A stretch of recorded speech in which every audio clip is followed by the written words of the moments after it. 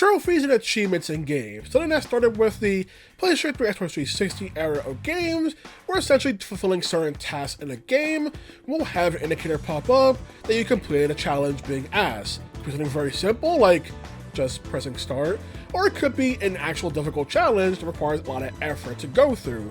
Many people value their trophies and achievements.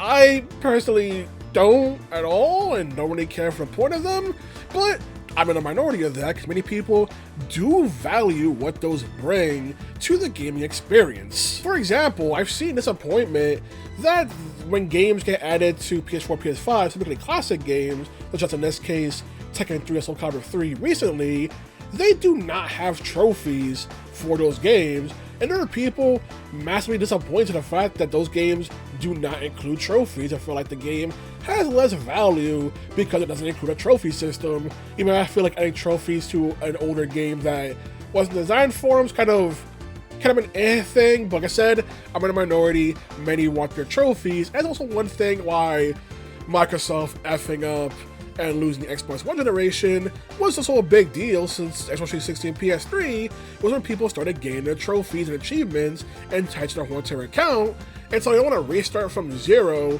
when they start to swap platforms with their aspect. So it is one factor for why Microsoft effing up an Xbox One generation is when they essentially also lost people, since now they're more dedicated to replacing their trophies and now that they can do. That reminds me, whoever actually prints out those little cards that had your little Xbox profile account and gamer score kind of thing. I know it's a thing you could do.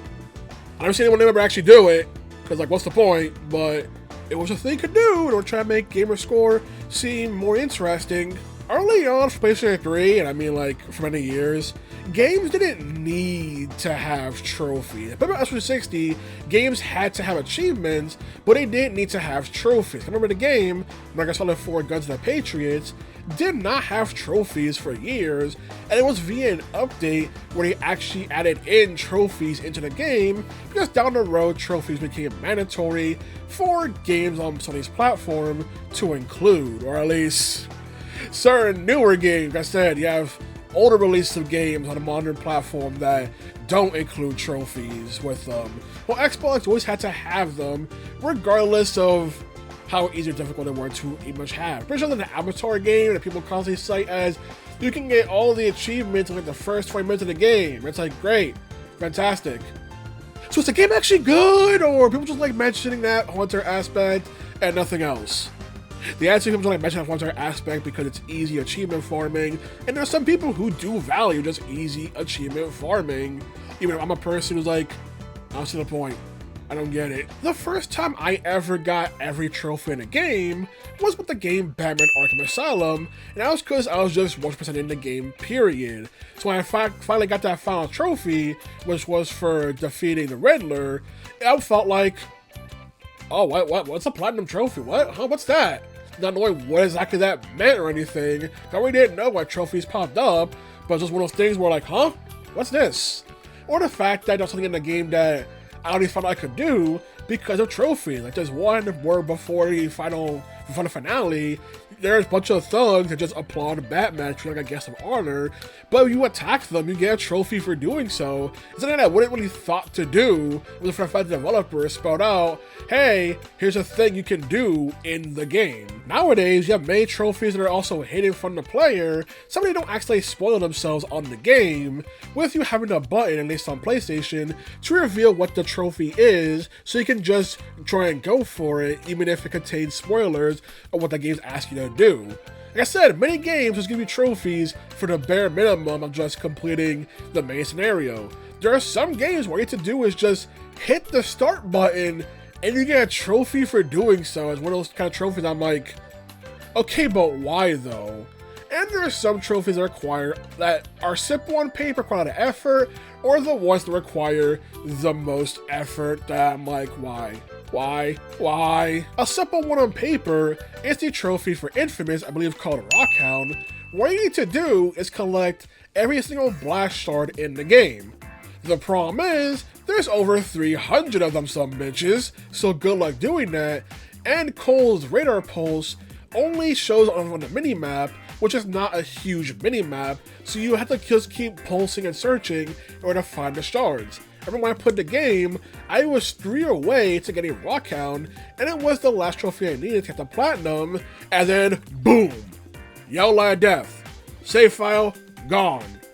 I ain't ever trying to redo that ever. You can't make me, hell no. It's one of those things where Labyrinth will just put a simple task of just get all the collectibles, but then there'll just be an absurd amount of collectibles in the game that I'm like, oh hell nah. Infamous 2, I found to have an easier platinum. The whole entire thing, I remember by the end, I was just grinding in a platinum with one ability to just destroy a certain amount, like it was like Barista or something like that. It's like some sort of pretty much platform just easy to destroy, and just going back and forth doing it. And my older sister saw me doing that and said, I'm doing this challenge in the most boring way possible. But then the devs probably thought something I'd be doing more casually into the game and not just forcing the game to respawn them and then just immediately destroying them over and over and over again. That's when a trophy pops up, which isn't really fun of people. They'll just do the same task over and over and over. That's when the trophy pops up rather than trying to do it in a more entertaining way kind of thing, you know? On the PlayStation 3 version of the Greatest F, I actually got the Platinum Trophy, and it was absolute hell to do, because there were 2 trophies in question that were super annoying to do despite how simple they should be, such as one required raising the Elf Mixer to the max amount, which on paper should be a simple idea, but in reality, Elf Mixer's count, I believe, goes to 9,999, which takes a long time of grinding in order to do. Yes, you can go to New Game Plus, and you get extra points for doing so, but one, there's only so many times you can go around beating the game and hit New Game Plus over and over and over, before you still just have to grind out, making the Elf Mixer bigger and bigger, until you finally get that trophy. The other trophy I had to get was one for defeating the True Gentleman, which is a boss that only spawns when you do every single side quest in the game.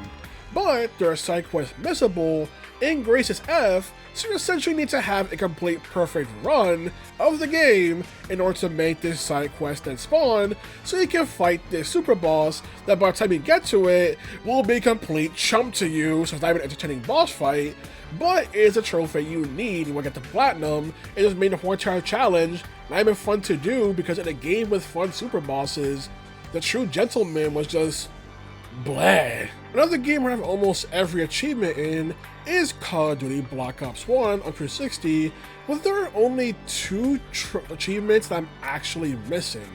And they're both DLC related, one of which is shooting on location, which is an achievement that requires you to kill 10 zombies with the scavenger weapon from 100 feet away. That is an achievement, I read the description, and my response is, oh hell no. Then you also have ground control, which on the Moon Zombies map, you need to prevent the escalator from breaching the base in one game from each single point. Problem is, that is RNG in order to do, and since trophies and achievements have been updated or to show the percentage, only 0.5% of players actually have that achievement, and it gives you 10 gamer score, which means the devs thought it'd be simple to do. In reality, oh hell no, it is not. Are you out of your damn mind? Another trophy people complain about, but also have no issue with, is from the Games 104 Golden, which is the Hardcore Racing Fanatic trophy. What does it require? You must hear 250 unique voice lines from Pace as Navigator, specifically 250 different lines, which, for average person, if they're just doing stuff, let's say playing the game just normally, it may not come across to you. You're someone who's like, oh, let me rotate party members and stuff like that. Then it'll become much easier since Reese has different comments for each party member and stuff like that as you play through the game. Even scripted lines that she has to say for boss encounters do count towards this number. But for some people, they feel like that's a heavily grind for this thing. Like I said, a lot of people won't generally be swapping out party members, so 104 Gold is not exactly a game that really asks much fun to play when it comes to combat. For some people, having to actually use more party members or get certain status ailments becomes more difficult for people. And despite the fact that you can just casually pop up on your first run through, there's also the fact that a lot of people still don't have this trophy. A lot of people As in fact, most people don't have this trophy. It's one of those things where it's like, in theory, it should be simple, but execution, when people play, switching up some foregoing functions, you may not be hearing a lot of unique different voice lines from receiving the results, why people say it's either the bane of your existence, or you just go, wait, well, that's gonna be difficult? I thought that was normal. A weird point is when trophies don't actually require you to do every hidden task in the game. Like the Legend Dragoon grants the PS1 game that was given trophies and got ported to PS4 and PS5, but in that game, one of the most difficult trophies to get is to get 30 Stardust, and there's 50 total in the game. However, there's no trophy for getting all 50, and there's also no trophy for defeating the game's super boss as well. So despite having a super boss in the game, which requires all 50 Stardust, there's no trophy to coincide with it. So if you were just following the trophies, you wouldn't even have to do what should be the most difficult task in the game, defeating a super boss. You also have trophies that can be used in other ways, such as the game Portal 2 has a trophy that is used solely to comedic timing of the scenario. I won't say which one it is, but I'm pretty sure it's for the game's Chapter 9, which I love that trophy. Or when I made the video on the game Evergate, there is one achievement in the game that is designed to be comedic that only pops up when you fail right when you're about to complete a challenge. It is purposely there just to mess with the player for comedic effect and everything. So it's double the kind of things where people do use trophies in different ways, since it essentially is the developer putting up a notification on screen and everything. So sometimes they just put something wacky there, or put such absurd ones like the Standing Parable as a trophy to require you to just not play the game for years straight. I believe Gary's mod also has an achievement that requires you to play Gary's mod with Gary, the person who played the game. You must play the game with Gary in a server in order to unlock the achievement, which is one of those things that's like, once again, goofy fun, but also made for someone who cares heavily about achievement trophies. Trying to get that down the line can be incredibly painful because of the fact that it requires a very specific circumstance to even happen. Another interesting use is the Resident Evil 2 remake demo, where the trophies are just there to notify you how much time you have left playing the demo, since it was a timed demo. So the trophies popping up are just there to tell you how much time you have left in the demo, which again, since trophies are also just pop-up messages, you can just use those to tell the player certain information. Call of Duty Black Ops, when it comes to these zombies maps, required you to have certain achievements or to complete the zombie Easter egg. Specifically the fact that Call of the Dead had a trophy for doing an Easter egg, which you need to do. You're going to do Shangri-La's Easter egg, which requires you to beat that one, and that one is painful so hard.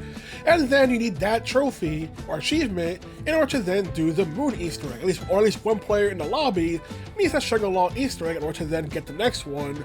Otherwise, the item needed in order to do the Easter egg will just never spawn in a player's inventories. Just one of those things where you can pretty much highlight the different unique ways how developers use an achievement system. I already mentioned Infamous 2's trophies, but also the fact that data from that trophy was essentially used in order to decide what the pathway for the next game, Second Son, would be like. Whereas like, hey, how many people chose the good ending, or chose the evil ending, or decide what pathway would be used for a canonical next entry. And even though the good pathway won, which was like, no shit, people picked the good ending. But it's also a problem where, well, the good ending was that type of sequel of mine, so good luck with that. And it's one of those things where it felt like people like me got the platinum, essentially screwed themselves over because they got the platinum, so you get both pathways. Which is why to this day, I have never done a good playthrough of Second Son, because I don't know what kind of stuff Sucker Punch will be trying to take from that data, and they won't be getting a good ending data from me. I want to see people disappointed as Nintendo Switch and Switch 2 also don't have a trophy and achievement system, because like I said, people just really enjoy going for trophies and achievements. Hell, people make entire careers based on achievement hunting from video games. This is one of those things that people really appreciate and enjoy it, but you have some platforms like Nintendo who just don't really care for it. There are some games that do have an in-game achievement system, like for example, the Mega Man Legacy Collections I'm not sure about 0ZX and Battle Network, but I know Mega Man X at least does have a achievement system built in, even for the Switch version, so you can still unlock achievements even if there's no official achievement system on the console.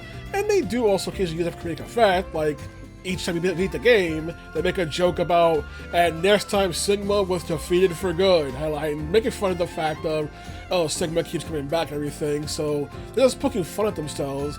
It was one of those fun ways of doing an achievement system where they're using hindsight to poke fun at their own narrative storytelling. I mentioned the achievement when it came to Gary's memories to play as Gary and how situational that is, some people don't like that. But that goes for multiplayer-only achievements, period. Where there are people who despise multiplayer-only achievements because of the fact that it requires other people. So the game is pretty much no longer available. Well, then you can't really get the multiplayer unless you're able to get to private servers. I can believe that Batman Arkham Origins, you can go to private servers and get the multiplayer achievements for that game, which is good for those players. But there are many games where you just can't do that, or the task being done because multiplayer focus gets very tedious because they don't design the trophy around, oh, the player farming this. They plan around the idea that you're going to play the game for a long time, so you're probably going to get this when we should perform. Or, was an important point, most developers don't expect you to do everything in the video game. Yes, they put in trophies and challenges and stuff like that in content in the game, but no developer realistically expects all of their player base to actually do everything in the game. That's why some things are done, put there like more casual stuff, like let's say Gears of War is like, oh, get this many kills with this weapon kind of thing. Something you'll do casually, play the game long over time. They don't expect you to go out of your way to do it. Another one is how some people treat the Persona games, where they flat out go in the game with a guide because they want to get everything done possibly in this one single playthrough. Obviously the devs aren't exactly thinking of, yeah, do this, play the game specifically with the guys who do everything one way. No, it's like, hey, here's some cool stuff you can do in the game, maybe New Game Plus on the road, or maybe you just don't care, don't do it. But not exactly going, you need to do everything in this game. No, far from that. It's just the fact that some people feel like that because they feel pressure to complete everything within the title. It's like, no developer expects everyone to do that, especially put lots and lots of tasks within the game for one entire aspect. You know, they don't expect you to do everything, but some people feel that pressure, and should be an achievement add to that, because they feel like it's a direct challenge for developers, which you can technically say it's a challenge, but it's not one that are like, I bet you can't complete all of my tasks, player. It's not like that. Another thing is when games get DLC, because the DLC will also themselves have trophies and achievements you need to get, and there are some people who don't like it when they complete a game, get a platinum trophy, only for their profile to say they didn't fully complete it because technically there are some DLC-based achievements missing. It's like how I mentioned for Black Ops 1, I'm missing 2 achievements that are both DLC-based, but because of that, Xbox doesn't say that I completed Black Ops 1, because it says 2 achievements are still missing. On PlayStation, however, they will specifically state you completed the main game, give you the platinum, but then they'll have a different section where they'll then highlight the trophies for the DLC that you're missing, making it its own separate section, even if it still counts for the entire game and everything. Even on PlayStation 3 and Xbox 360, you can compare trophies and achievements with people, which is also a cool way to see what games your friends had and everything, because that's how I used it. But it's a way they want you to compare and see, contrast, and see like, hey, what do you got and what they got? Maybe they can help you with it. Or stuff like that, what games they have for this and that trophy. Even on PlayStation 4, at least before freaking Musky Boy screwed over Twitter for everybody, you had the fact that PlayStation's a feature where on by default the game will record the last 30 seconds of when you got a trophy, highlighting how they wanted to make trophies a way more social thing so you could then share the clip online with other people of the moment you got trophies. A feature I turned off immediately because I didn't need all that space to be taken up by 30-second clips, but it's one of those things where you can see how they wanted trophies to be also this big social thing, since with the power of social media, it also is another way of advertising the game itself by showing people the moment you got this trophy, on top of making the person at the trophy just feel good about getting a challenge done. You do have some games that do give you extra bonuses if you actually get trophies or even platinum the game. And on top of my head is Persona 5 Royal PlayStation 4, where you would actually get sent codes for special dynamic themes for your PlayStation 4 that were each of the party members that look super cool and everything.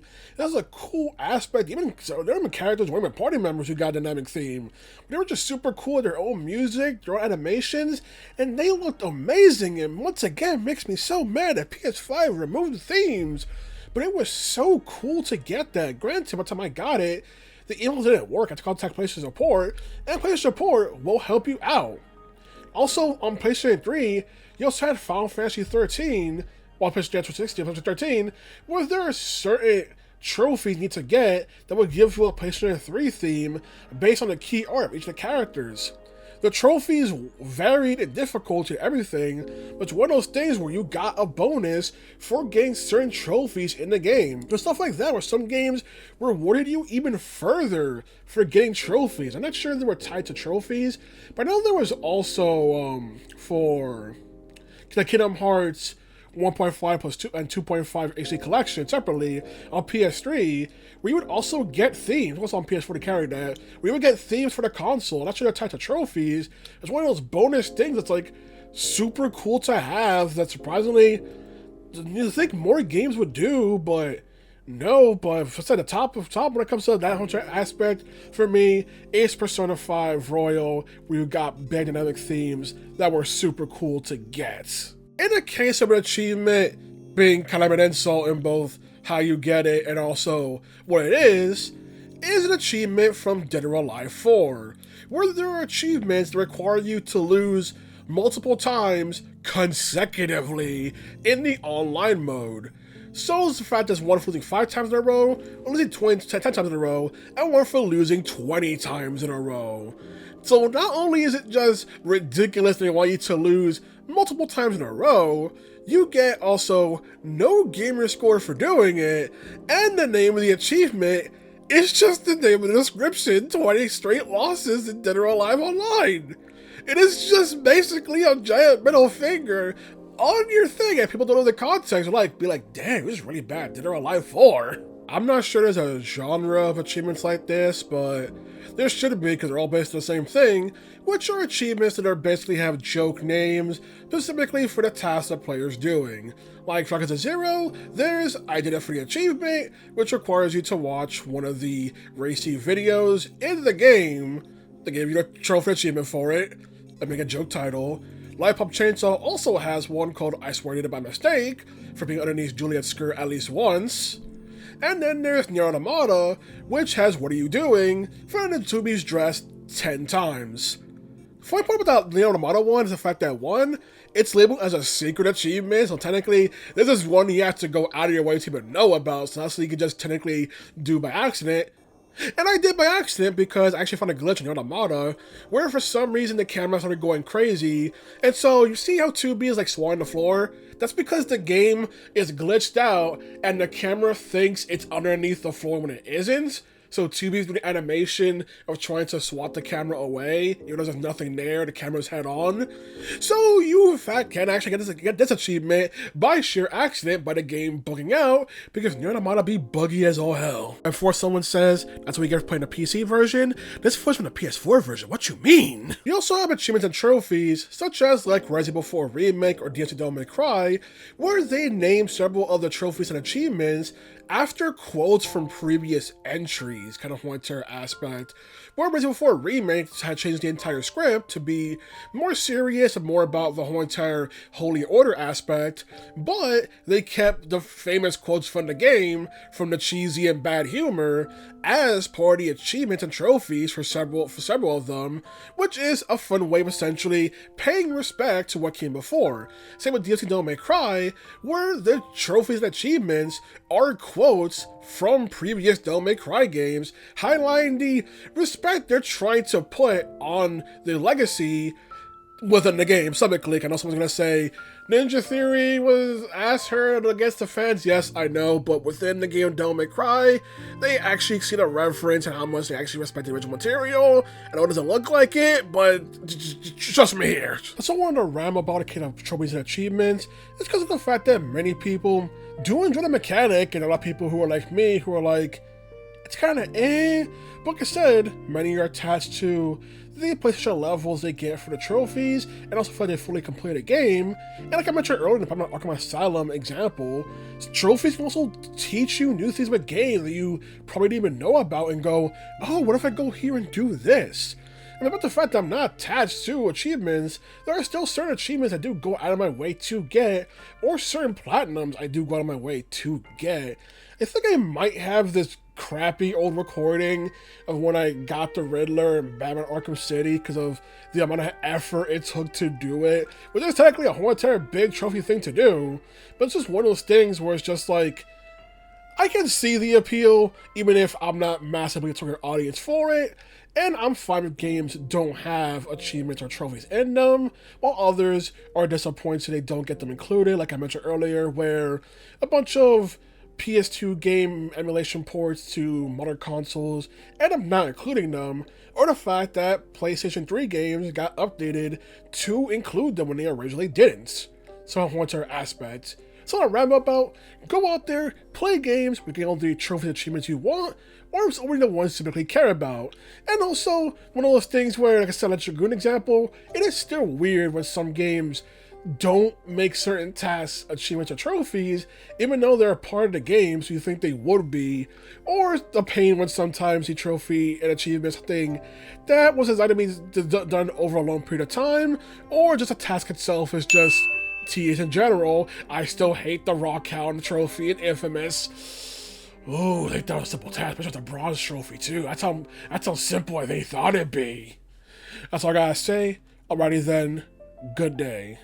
I'm not an achievement hunter guy myself. I don't mind achievements. I don't have an issue with them. I just don't go out of my way to pursue every achievement. Well, I should say in every game that I play. Only in certain games, if I feel like I'm truly into said game, I would maybe go out of my way to get every achievement. But for the most part, I'm just along for the ride.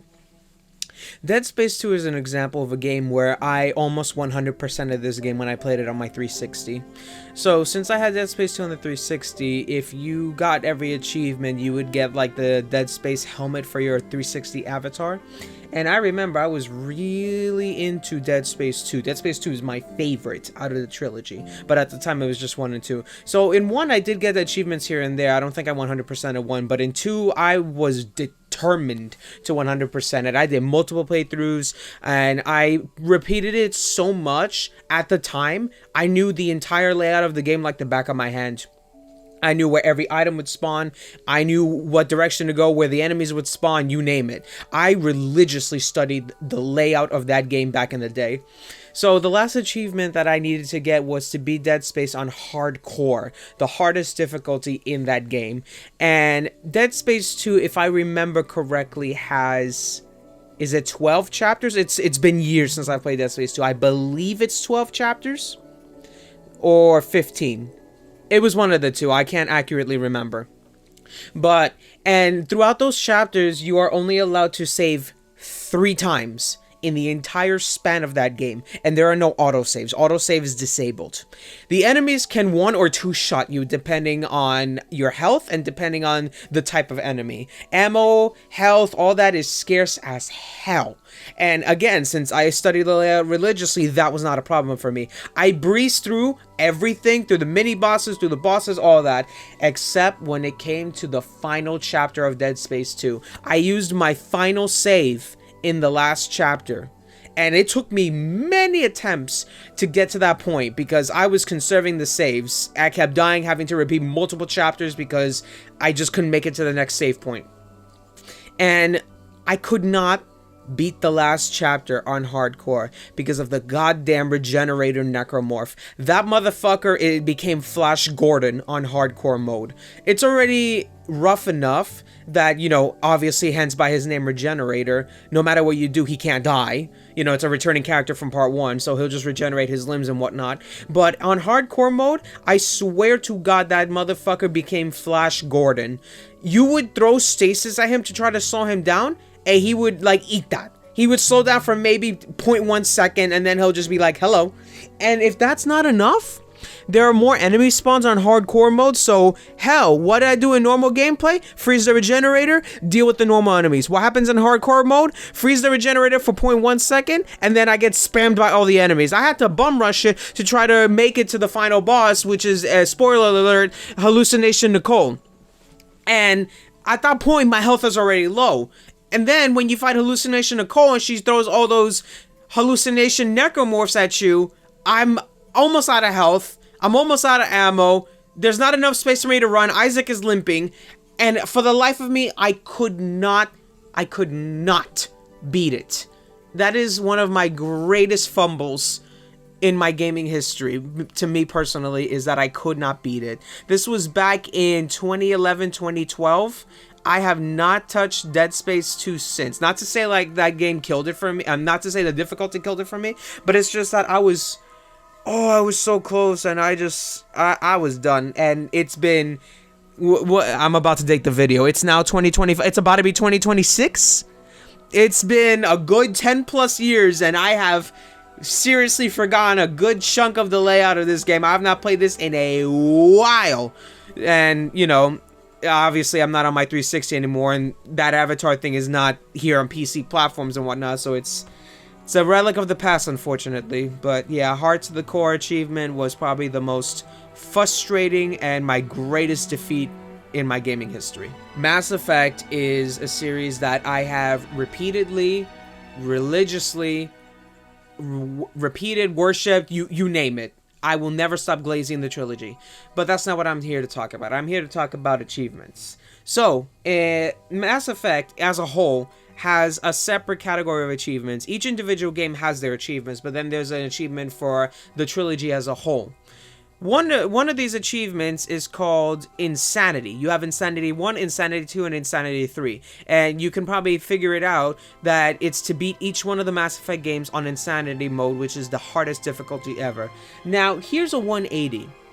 I actually beat Mass Effect 1 on Insanity, but I cannot do 2 and 3 on Insanity. Now, let me explain.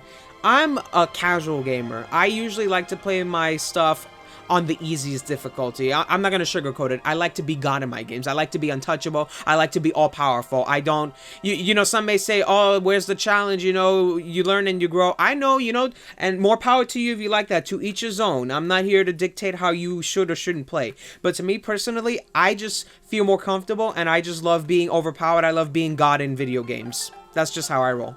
So anyway, I found playing Insanity mode on Mass Effect 1 to actually be easier, as ridiculous as that sounds. Because in Mass Effect 1, you don't feel like you're a damage sponge. Am I using that correctly?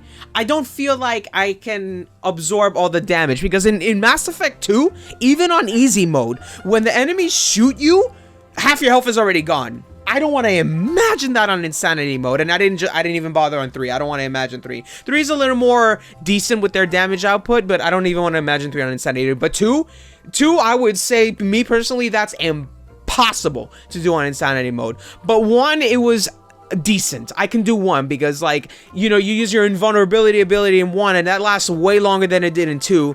And you have more heals in 1, and I don't know, for me 1 felt more simpler to do the Insanity achievement in.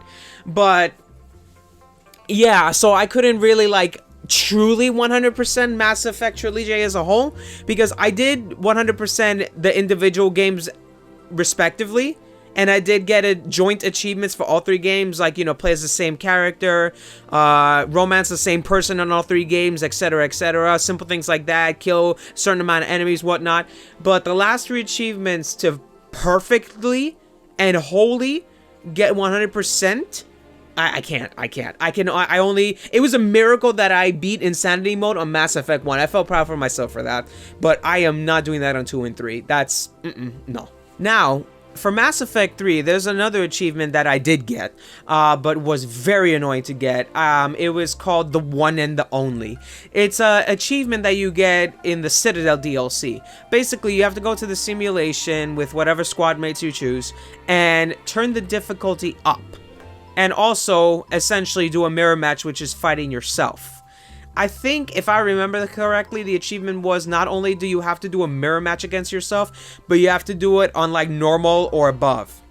And usually I play my games on easy. So I put it on normal, you know, not to ail myself, I put it on normal. But even on normal, because it's a mirror match, so Mirror Shepherd literally has all your abilities down to a T and mimics you perfectly. So it was rough, because my build was strong as hell, and to have to fight that, especially that it's not just a one-on-one, it's like you can fight 3 or 4 multiple Mirror Shepherds at once, and my squad mates kept going down. I kept losing health. Hell, I kept having to repeat the damn mission when I was so close to finishing. And not only that, you have to do 3 rounds with multiple clone Shepherds that have your ability down to a T. That was really frustrating. If you had to ask me which was more frustrating, getting the Insanity achievement in Mass Effect 1 or doing the mirror match in Mass Effect 3, I would say the mirror match in Mass Effect 3. Yes, to me personally, getting Insanity in Mass Effect 1 was much more fucking simpler than doing the one and only achievement in Mass Effect 3. I got it eventually, but it was very fucking frustrating. Resident Evil 3 Remake is a game. Anyway, I'm not here to bash on it. It's been bashed enough. What I'm here to talk about is the achievement. So, generally, the achievements in this short game, you know, emphasis on short game, are not that hard to come by. However, again, me being a casual gamer that I like to play on easy mode, I like to be god in my games and all that, there was an achievement that I decided to get. I decided to 100% this game because, honestly, since this game was super short, I felt like, okay, you know, I could probably get all the achievements. Why not? So, there's 2 achievements here that was really a journey and a half to get through. It was to beat the game on Inferno, and then to also beat the game on Inferno with an S rank. Now, this is where hell comes in, because on my first playthrough, I did manage, just to barely manage, to beat the game on Inferno. The journey up until the final fight with Nemesis was somewhat decent. The segments where you had to run from Nemesis was a tad bit annoying, because once again, they become Flash Gordon. So Nemesis was like zooming on Inferno mode, and like he would stun lock the hell out of me, stun lock me harder than he did on normal mode. So I was like, alright. And so that was a little bit rough. And then his final fight, you know, when he's the giant kaiju bullshit, he recuperates much more faster when you knock him down, and he can stun lock you, which is so amazing in that mode. So it was very frustrating, and after perfecting the dodge mechanic as best as I could, I managed to beat the game on Inferno, and I felt happy about that. But then I saw there was one achievement I had left, and I was like, what is this? So I take a look at it, it says Jill Valentine achievement. I'm like, huh? And it's like, beat the game on Inferno with an S rank. AKA, don't oversave like I like to do. AKA, don't die a trillion times, which I did. Holy shit. And also, AKA, beat the game under a certain amount of time. Oh my fuck. So, and this was during the peak of COVID, I believe. Yeah, I think RE3 came out back in 2020. So I had all the time in the world to learn the ins and outs of this. And since this was a short game, it was very easy to eventually learn the layout and just to like what enemy to like breeze through and dodge and stuff. And oh my god, when it came to Nemesis's fight with the condition that I have to get an S rank, oh my god, the amount of rage quits I had, the amount of rage and the amount of absolute volcanic rage quits I had, because I didn't want to continue where I left off because it would count the death. So every time I would die, I would force exit the game and then load the save file so it would never count that death. because it was bullshit. I had to learn, literally down to the T, to perfectly dodge. Perfectly. Make no mistake. Don't dodge a second later. Don't dodge a second earlier. Perfectly right there and then dodge. It is an understatement when I'm telling you I was sweating. But after 1,000 years, I finally did it. I finally did it. Except the one time where I almost cried because I fucking messed up when you had to shoot Nikolai and I took too long and he killed me and I had to restart the Nemesis fight. I walked out. I walked out. I'm usually not a thrower. I'm usually not a person that like slams my material objects or like punches shit. But I had to walk out because I was starting to see stars. No pun intended, please. I was not trying to do a pun. I was rageful. So, besides that hiccup, I managed to do it, and I 100%ed RE3 Remake, and I was so happy. I was so happy I was done with that. I was so happy. That was the most ridiculous thing I had to do. S rank. Ooh.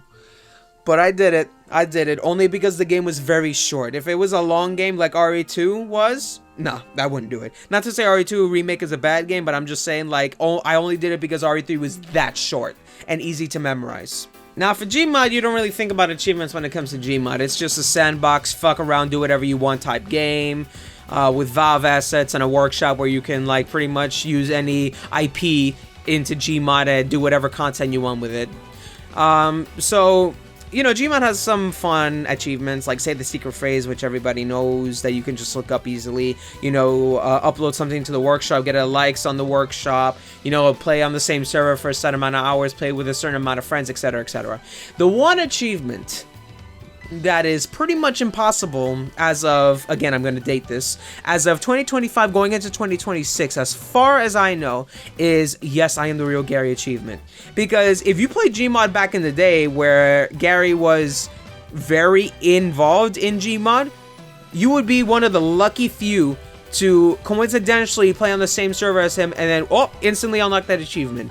But you try that today, GG. Because the last update we got was that Gary said that he doesn't play Gmod anymore. He's worked onto other projects, and if he logs in, it's once in a blue moon.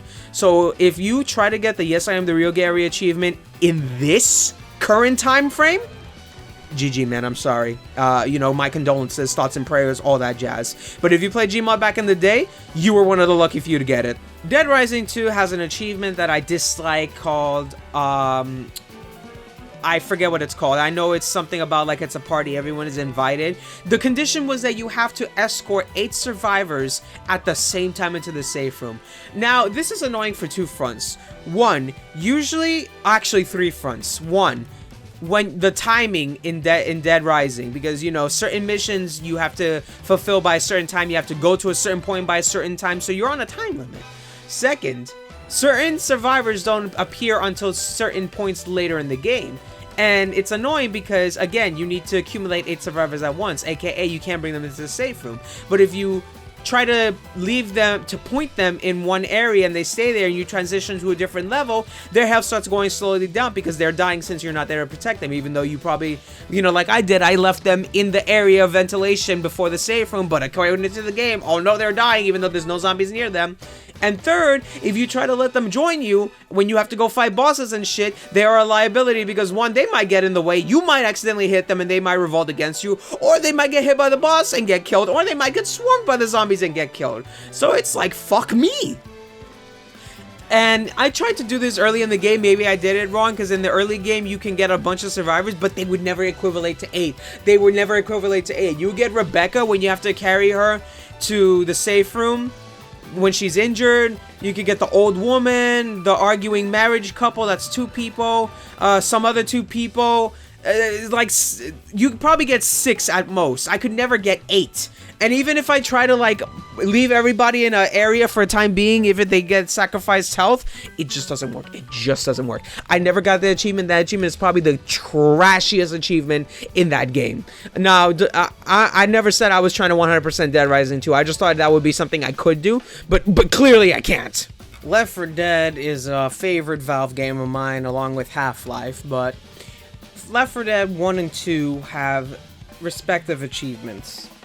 I would say that Left 4 Dead 1's achievements of beating every campaign on Expert was somewhat doable compared to Left 4 Dead 2's achievements, where you had to beat every single campaign on Expert Realism. So, and then I probably handicapped myself doing this. I did this achievement with bots. Because the rare times that I would try to group up with randos online, it would always end up in a grief fest. They would always like fuck everything up. So at that point, I just gave up. And I decided, you know what, let me just deal with the bot teammates. You know, I could use the bots as bait and ensure my survival. So it kind of worked that way in original Left 4 Dead 1. But in Left 4 Dead 2, that was not the case. Because not only are there more special infected in Left 4 Dead 2, but also Expert Realism is like times 10 the damage of just Expert from Left 4 Dead 1. Right? Because in Left 4 Dead 1, all you had to worry about was boomers, hunters, tanks, smokers, and the witch. But she was easy to... She would aggro faster, but she was mostly easy to dodge. Especially that one thing that I dislike that they changed into is that in 1, you can... What they used to call Crown the Witch, which is you have a shotgun, an auto shotgun. You go up to her, and right before she fully aggros, spam shoot her in her rib cage, and she will instantly die. It's like a one-shot. But you can't really do that in 2. So in 1, it was more manageable. You know, keep your distance from the boomer. Try to shoot the smoker as fast as you can. Don't let the hunter pounce on you if you can't help it. And just don't let the tank smack the shit out of you. But in Left 4 Dead 2, that's a little bit harder because now you have the addition of the jockey, which instantly jumps on you. And like you literally have like 0.2 seconds to react. The spitter, which she instantly pinpoint Call of Duty snipes you with her acid spit. And the charger, which insta charges you from like 1,000 miles away. But besides that, yeah, Expert Realism in Left 4 Dead 2 was probably the absolute bane of my existence. Did I have to do that? No. Did I want to do that? Yes. Because I figure since I was able to get the achievements for beating Left 4 Dead 1's campaigns on hard mode, on expert mode, I could do it on 2 as well. But the addition of realism made that very difficult. Not to mention that I don't know what happened, but it's somewhat... Keyword somewhat felt like the bots in Left 4 Dead 1 were slightly more competent than the bots were in Left 4 Dead 2. Because, like, the bots in 1 seem like they can somewhat manage their own, while in 2 it's just like, oh, here I am, go ahead, everybody hit me, oh man, I'm dying, oh, whoopsies, I'm dead, you know? Now, what I do like in 2, the defib is really clutch. It has helped me. Because, you know, in 1, when your teammate is dead, that's GG until you get to a closet. And they respawn. But that's hard to do when you're, like, getting spammed with the infected. While in 2, it's like, oh, crap, my teammate. Especially in Expert Realism where respawning is disabled. So if you got that defib on you, so you can work something out. But yes, the whole gist of it is that you have to beat all 5 campaigns. All original 5 campaigns, I should say, because, you know, with updates, we got more than that. But at the time, it was just Dead Center, Dark Carnival, Swamp Fever, Hard Rain, and The Parish. Beat all 5 of those campaigns on Expert Realism. Woo! That was a trip and a half. I would say Dead Center was probably the easier map for me to do that on. Because... of certain like pathing that I can take to avoid major infected, you know, except for the Coca-Cola segment in Dead Center where it's like, okay, I gotta watch out for the horde. And then the gas canister finale where it's like, okay, I just gotta quickly run up the stairs, take the gas canisters, throw them all to the cars, and then pop my adrenaline, and then quickly pour all of them in one fell swoop. Dark Carnival was a little bit... Dark Carnival was a cheese. Dark Carnival was a cheese. Because I remember doing this on my 360 and then up to a certain point on PC before I think they patched it, where there was a god spot that the infected pathing could not work properly, so you were untouchable, except for, you know, the spitter. She could still throw acid at you from a distance. The smoker can somewhat entangle you, and the tank had his Call of Duty rock throw, so that was still a threat. But for the most part, you were kind of untouchable. Same like in Left 4 Dead 1, where I think this was console only, because by the time I played Left 4 Dead 1 on PC, I think that was patched out. But on vanilla console 360, in Left 4 Dead 1 No Mercy Hospital, you can shove a door to the point where it breaks open, you go in there, you're untouchable. You're literally untouchable. But that was patched in PC. But yeah, Dark Carnival was somewhat easy to cheese. Somewhat. Still was a bitch to do. Swamp Fever was definitely a pain because of how slow you are in the water. And the Mudmen are fast. So Swamp Fever was definitely a bitch to do. Hard Rain was a omega level bitch to do. Not only are you slowed in the water, but Heavy Storm, which triggers the Horde, and then the mill section where it's just 1,000 witches, and it's too much. Hard Rain was a bitch to do. The Parish was somewhat decent to do, especially when it came to the bridge finale, where I just spammed through a pipe bomb or a boomer bile, the vomit jar if I had it, popped my adrenaline, ran past every single infected I could, left the bots as bait, and just booked it to the helicopter. So it was a journey and a half, but yeah, expert realism, I managed to do it with bots, with the sheer luck, sheer willpower, but I would not do that again. No. One more I remembered from Left 4 Dead 1 that really pissed me off, and I could not get, I still could not get to this day, was the Untouchables achievement. Basically, once you summon the rescue, once you trigger the finale to get the rescue vehicle to come to you, and you have to do the whole, like, 2 waves of hordes and 2 tanks situation, the achievement is that you are supposed to take zero damage when you summon the escape vehicle. That is impossible. Maybe I'm just bad. Maybe I'm that bad. But it is impossible for me to do. Because, like, maybe because also I'm playing with bot teammates, but at the same time, it's like, you know, I even tried one segment where I killed all the bot teammates and I was the only one left, and I, like, ran around the map throwing pipe bombs, you know, stockpiling on ammunition and stuff, and I can't. Maybe I would have had better luck with human players, I don't know, but as far as I know, in my experience, the Untouchables achievement in Left 4 Dead 1 is, oh my god, it's not possible for me. It's not. Because one time I came close. One time I legitimately came close by myself with bots. I mean, obviously I killed the bots and I was the only one left. I came this close to, I think, almost getting it. But then, the corner of my eye, one infected that slipped my vision hit me. That was GG. No, the Untouchables achievement is just, it's not for me. It's not. Dead by Daylight is a multiplayer online game. Now, I definitely do not plan on 100%ing Dead by Daylight. However, there was a few achievements that I either got naturally or by accident. 2 I did go out of my way to get. The 2 I want to talk about is Adept Freddy and Tombstone Myers. Now, given the current time period we're in, about to hit 2026, Tombstone Myers is not how it used to be. And also Adept is not how it used to be. Then again, I don't know if Adept was ever stable. So let me just go in chronological order. So the first achievement that I went out of my way to get was Adept Freddy Krueger, which is beat the match with only using Freddy's default 3 perks. So the Adept system has always been iffy. And it was even more unknown, like, in early Dead by Daylight, because people were, like, back and forth whether you gotta get a straight 4K to get Adept, or you gotta, like, kill the survivors in a certain amount of time to get Adept, or you can't let a certain amount of gens, blah, blah, blah, blah, blah. Nobody properly knew.